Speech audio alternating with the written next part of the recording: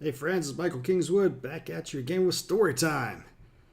And I'm not going to waste too much time on this one, just go straight back into the story. Hope everybody had a great Christmas. New Year's Eve is today when I post this. And hope you have fun with New Year's. Let's get right back into The Beast and the God Woman.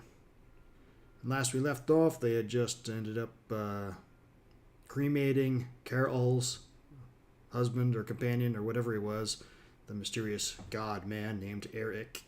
And Shumei, the eldest elder in the village, was concerned that the beast might follow her up into the mountains now that she's come up to be with them. We'll continue on and see where it goes from there. Talk to you on the flip side. The Beast and the God Woman. Written by me, read by me, and again I apologize as usual for that. Part 3. The next morning, Kaylee and Carol spoke for a long time near the outskirts of the village. Yili noticed them together as he was preparing a snare that he intended to set later that day. He was struck, again, by how different they were. How radiant Carol was, even with her eyes sunken and dark from a night spent weeping. And how plain Kaylee was by comparison, like a wilting flower. He hated himself for thinking of her that way, but he could not shake the comparison from his mind. He needed to focus. He turned away from them, putting all his attention on the snare he was constructing. A few moments later, Kaylee's voice from behind his back intruded. She wishes to go back to the beach, to where Eric died. Yili felt a chill. Dread seeped into his bones as he turned to look at his wife. Are you sure? Kaylee nodded. Her speech is still difficult, but she swallowed and managed a half smile. She was very clear about that. A number of curses that were so foul no one ever gave them voice, at least not in public, sprang to mind. Taking her to the beach, that would potentially be bad. Very bad. What if the beast came for her? But even as he thought that, he knew he could not refuse her this thing. He nodded. When? Kaylee looked at him askance, and he sighed. All right, let me finish this last lashing. I was going to set the snare down near the base of the mountain anyway. He stood, hefting the snare. It was not very heavy, but it was bulky, and took some adjusting to carry comfortably. Then he followed Kaylee through the foliage at the edge of the village until they met Carol, not far from the path down the mountain. As always, she was enchanting to behold. His eyes were drawn down to the scraps that covered her breast before he could control them. As quickly as he could, he forced them to her face, lest she sense his vulnerability, his shame, feeling something like that for a woman beside his wife. For a heartbeat, he thought she smiled slightly, a knowing smile that said his ruse was easily detected. Surely not. She was still in mourning, and yet Kaylee went to him after mourning for much less time than Carol had spent. A woman wants to be desired, does she not? Yili shook off that thought. It was not appropriate, and led the women on the path down the mountain and from there to the beach. He only paused to set his snare near a small game path that had yielded good takings in the past. It took a long time to reach the beach where he had observed Carol and Eric's arrival. The whole way he remembered the fear that drove him upwards with Carol over his shoulder, the weight of her pressing down and making every footstep an effort, the nagging feeling in the back of his mind that by saving her from the beast he was interfering in a divine play that man was not meant to take part in.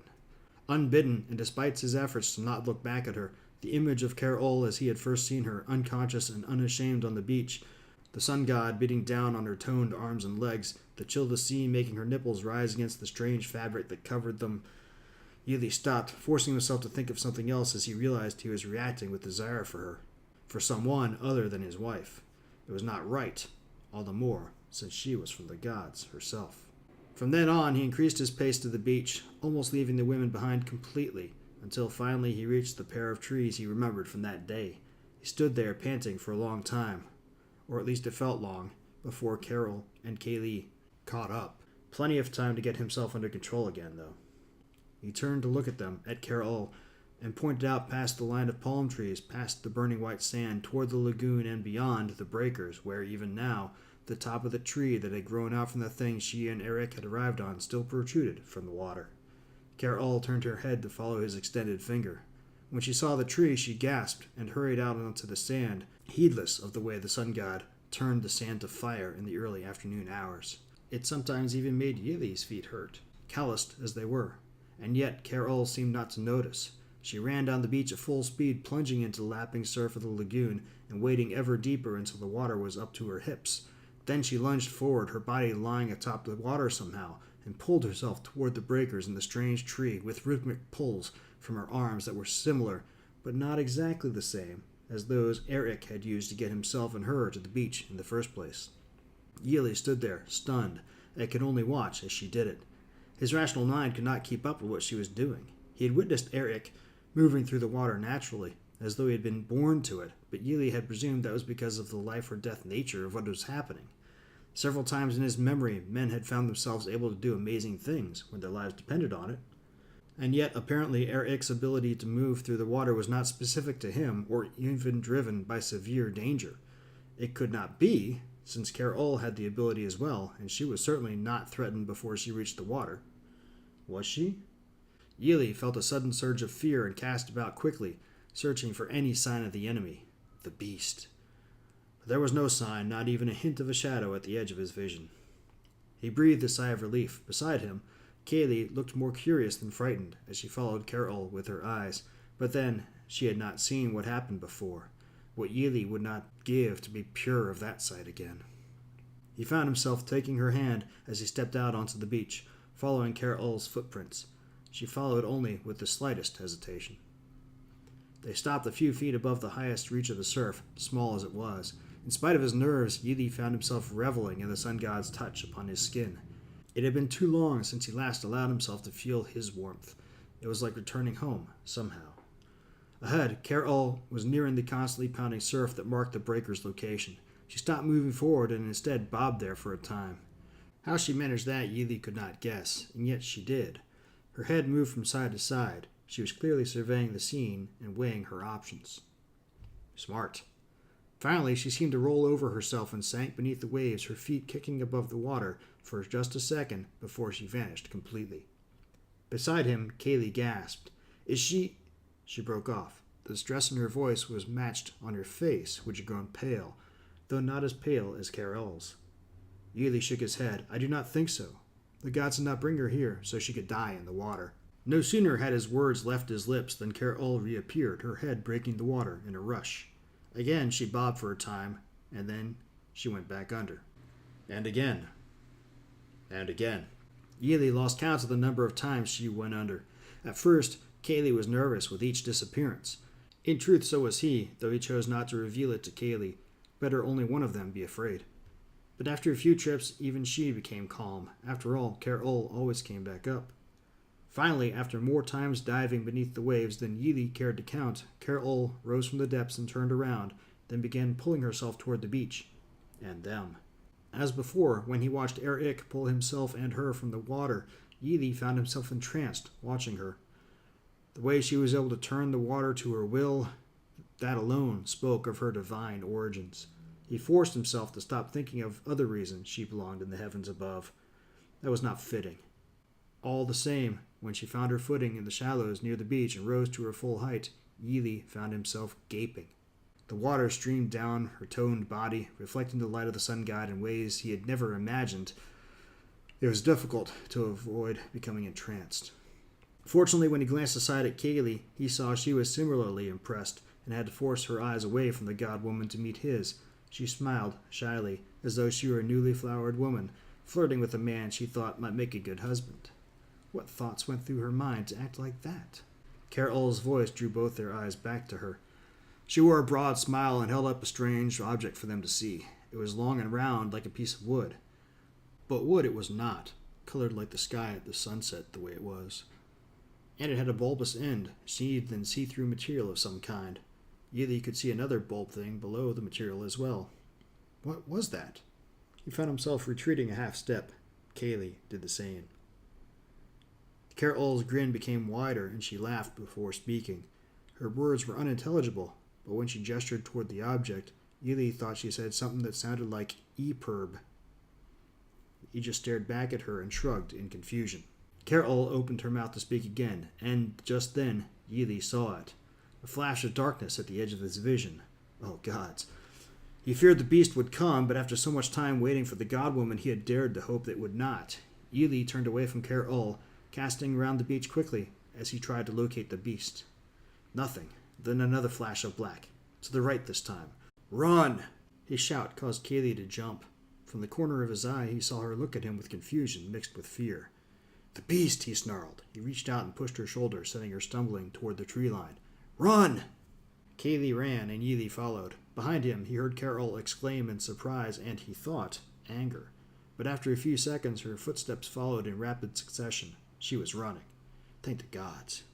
Ely turned his head quickly left and right, but again he could not see anything concrete. The occasional flash of darkness, but never the dark mass he had seen when the beast killed Eric. And then they were beneath the palm trees. Kaylee stumbled to a halt a few steps past the safety of the tree line, then fell to her knees, her breaths coming in gasping heaves. She was not used to running that way.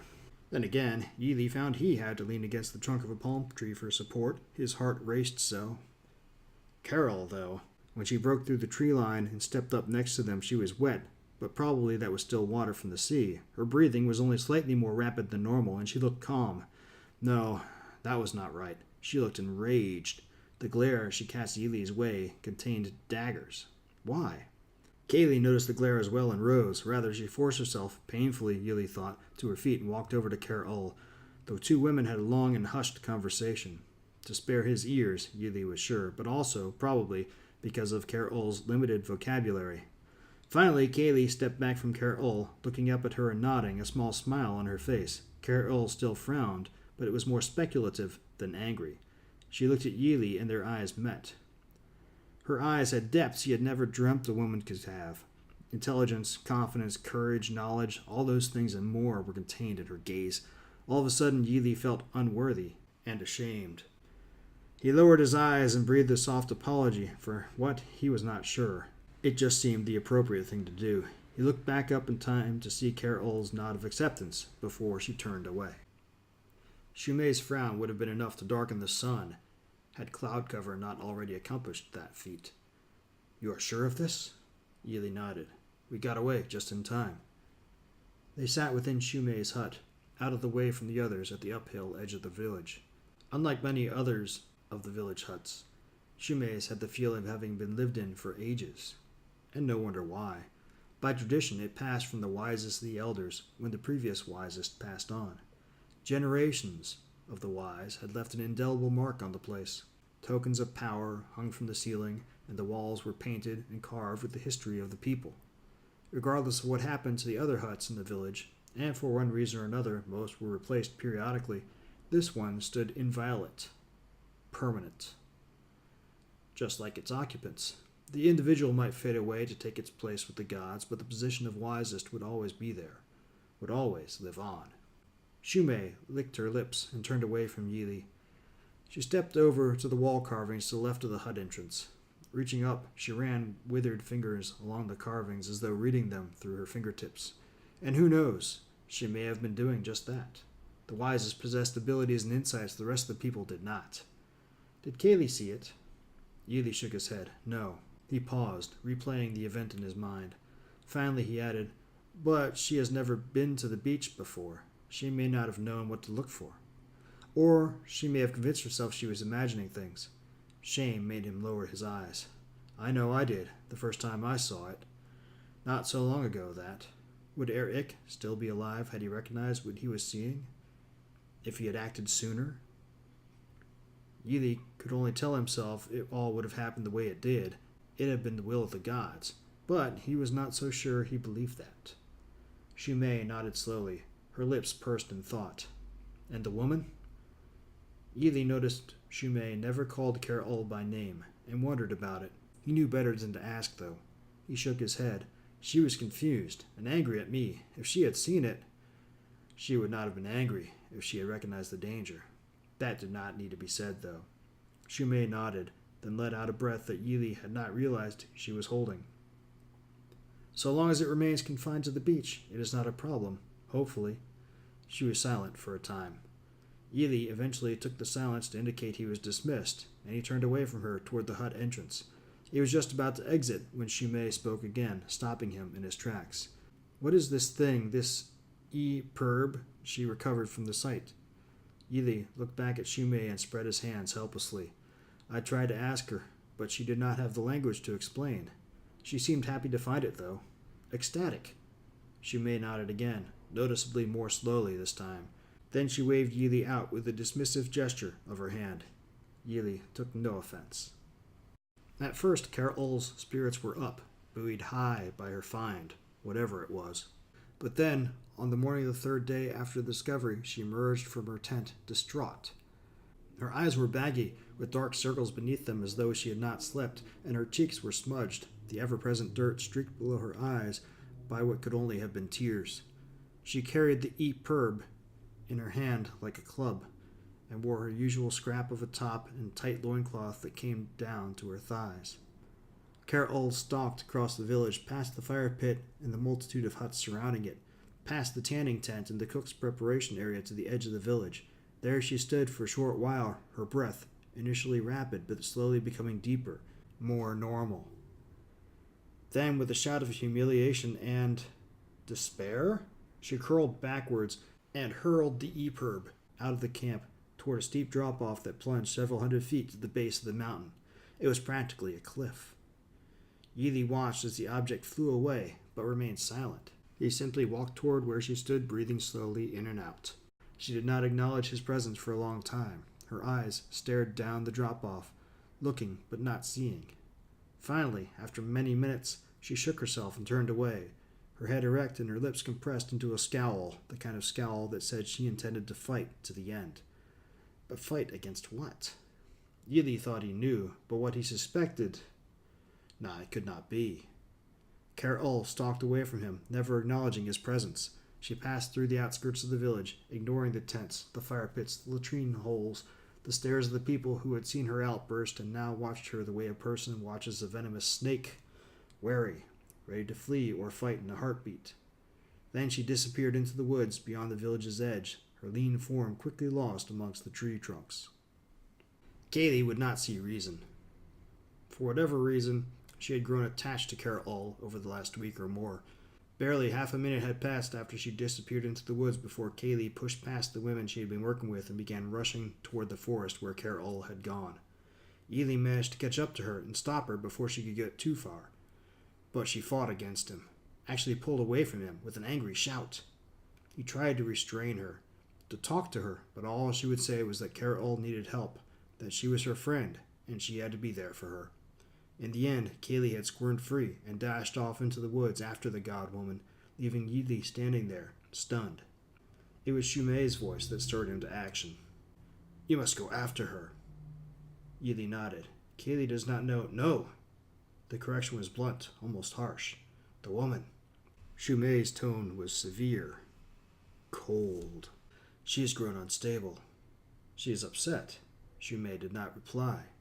Though she stood behind him, Yili could see the doubt on her face. He sighed. "What must I do?" "What you have always known, you must. Protect the people." Yili closed his eyes and took a long, deep breath. Protect the people. Against the beast that was an eternal threat to their well-being. Against the god-woman who threatened to set the beast free. But she had not done anything to suggest she could or would do that. And if she waits until we are not prepared, how had Shumei known his thoughts? Then it may already be too late. The pain in his heart as Yili considered her words was as real, as agonizing, as the time he burned his leg in the fire pit. It had been weeks before he was able to walk again without living in a world of pain. If he did this, how long would it be before his heart healed? He sensed Shumei about to say something more, but before she could, he hurried from the village and into the woods. Okay, that's where we're going to end this one. Should be enough for one more episode to finish the story off. And it seems like this is a suitably confusing / suspenseful / what the heck's going on kind of place to go. Why was Carol why did she throw away her magic talisman? And what, dear God, does Shumei and Yili think they're doing? And why is Yili really going to go what we think he's going to do? Is Carol really a threat? I don't know. I guess we'll have to find out in the next episode and see what happens in the great conclusion. If you can't wait that long, of course, you can always go buy the book. Of course, as I'm reading it through, I'm finding all kinds of little errors that got missed in the initial editing process, so I'll be re-uploading new versions. And I've realized that I've reformatted all my stories into a much better formatting conveyance than I had used before, and I thought I got them all done that way, except not this one. So I'll be re-uploading it anyway once I finish the read-through and finding any residual errors. So it'll look a lot nicer. So I guess that's a good way of saying, hey, if you're going to buy it, maybe you should buy it after the next couple days. Give me some time to re-upload it. And I'll go from there. Come by the website, say hi, drop an email at michaelkingswood.com. Again, Facebook, I'm almost never there, but you can find my page. And you can leave comments here on the podcast and the video. All my books, you can go to michaelkingswood.com and click on the bookstore link, or go to ssnstorytelling.com and you can get a couple of different ebook and audiobook link and the print book link. I've got them split up because I have a different delivery system for print book than for ebook and audio. And yeah, that's about it. Hope you guys have a good New Year's. I'll talk to you next week with the next chapter, part, conclusion, whatever you want to call it. Until then, don't do anything I wouldn't do.